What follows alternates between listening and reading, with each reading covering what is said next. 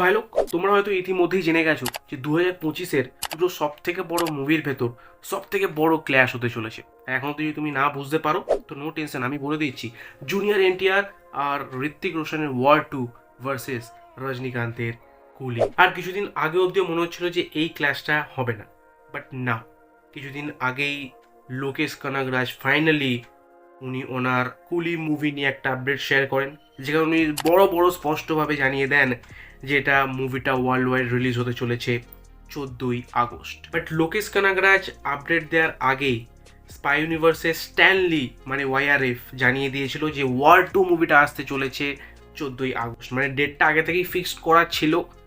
But Lokesh কানাগরাজও নিজের মুভিটা ঠিক সেম ডেটেই রিলিজ করেন, যে কারণে এইবার মনে হচ্ছে যে হ্যাঁ, 100% এই দুটো মুভির ক্ল্যাশ হতে চলেছে। আর যেহেতু এই দুটো মুভির ক্ল্যাশ 100% হচ্ছেই, তাই এই ক্ল্যাশের ছাপ পড়বে দুটো মুভির বক্স অফিস কালেকশানে, যেখানে দুটো মুভি কিছু না কিছু ঘাটতি হবে, কারণ দুটো মুভির কাছেই পোটেন্সিয়াল আছে 1,000 কোটি টাকা ইনকাম করার। যদি দুটো মুভি সোলো রিলিজ হতো তাহলে ডেফিনেটলি দুটো মুভি একটা আচ্ছা খাসা ইনকাম করতো। তার সব থেকে বড় এক্সাম্পল হচ্ছে ছাওয়া আর পুষ্পা।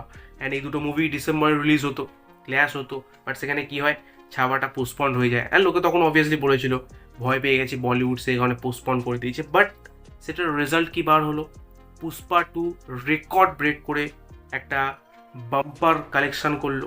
তার পাশাপাশি ছাওয়া কিন্তু পোস্টপন্ড হয়ে গিয়েও একটা ধোঁয়াধার কালেকশন করলো। ছাওয়ার মেকার্সদের মতো যদি কমন সেন্স লোকেশ কানাগরাজও ইউজ করতো অ্যান্ড এই ক্ল্যাশটা যদি অ্যাভয়েড করে যেত, তাহলে ডেফিনেটলি বলতে পারি এই কুলি মুভিটা 1,000 কোটি টাকা ইনকাম করতে। কারণ এই মুভিতে পোটেন্সিয়াল আছে, সুপারস্টার রজনীকান্ত আছে, নাগার্জুন আছেন, অ্যান্ড ক্যামিওতে আমির খান থাকতে চলেছেন। তার পাশাপাশি একটা হিউজ স্টার কাস্ট আছে, প্রতিটা ইন্ডাস্ট্রি থেকে একটা বড় বড় নাম আছে এই কুলি মুভির ভেতর, যে কারণে অফকোর্স এই মুভিটা 1,000 কোটি টাকার বক্স অফিস কালেকশন করার পোটেন্সিয়াল রাখে।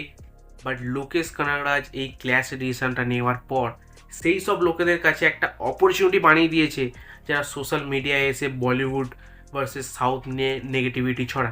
অ্যান্ড সাপোজ যদি এই টাইমে ওয়ার 2 এই ক্ল্যাশটা অ্যাভয়েড করে যায়, যদি পোস্টপন্ড হয়ে যায়, দেন এই সব পাবলিক এসেই বলবে যে বলিউড তো ভয় পেয়ে গেছে, ভয় পেয়ে পিছিয়ে গেছে। বাট অ্যাকচুয়াল জিনিস কিন্তু ভয় পাওয়া নয়, কারণ ওয়ার 2 এর কাছেও আচ্ছা খাসা পোটেন্সিয়াল আছে, স্পাই ইউনিভার্সের ফ্যাক্টর আছে। মেবি সলমান খান বা শাহরুখ খান মেবি দুজনেই এই মুভির ভেতর ক্যামেও করতে পারে একসাথে। তার পাশাপাশি ঋত্বিক রোশনের কামব্যাকের জন্য পুরো বলিউড ওয়েট করে আছে। অ্যান্ড সাউথে যদি কথা বলিস তো সেখানে ম্যান অফ মাসেস মানে জুনিয়র এনটিআর আছে মুভির ভেতর। সো এই মুভিটার কাছেও আচ্ছা খাসা পোটেন্সিয়াল আছে যে এই মুভিটা 1,000 কোটি টাকা ইনকাম করতে পারবে।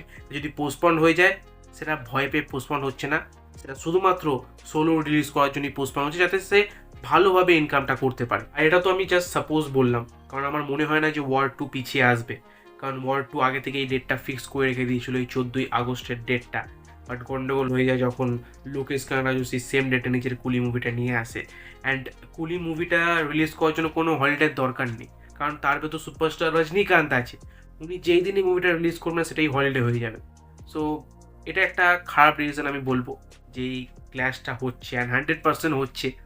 বাকি তোমার কি মতামত এই ক্ল্যাশের ওপর? অ্যান্ড যদি এই ক্ল্যাশ সত্যিকারই হয়, যেটা হবেই, তো তুমি কোন মুভিটা দেখবে, কুলি নাকি জুনিয়র এনটিআর আর ঋত্বিক রোশনের ওয়ার 2? অ্যান্ড যখন ওয়ার 2 এর পোস্টার্স বা টিজার্স আসবে, তখন এই জিনিসটা যেটা এখন আপাতত একটু হলেও ঘোলা আছে, সেটা পুরোপুরি ক্লিয়ার হয়ে যাবে যে হ্যাঁ ওয়ার 2ও 14ই আগস্ট আসছে। দেন অফকোর্স ফাইনালি এই ক্ল্যাশটা হয়ে যাবে।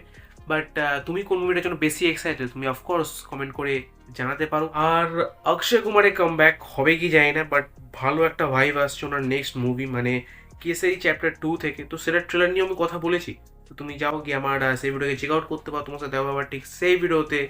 So by.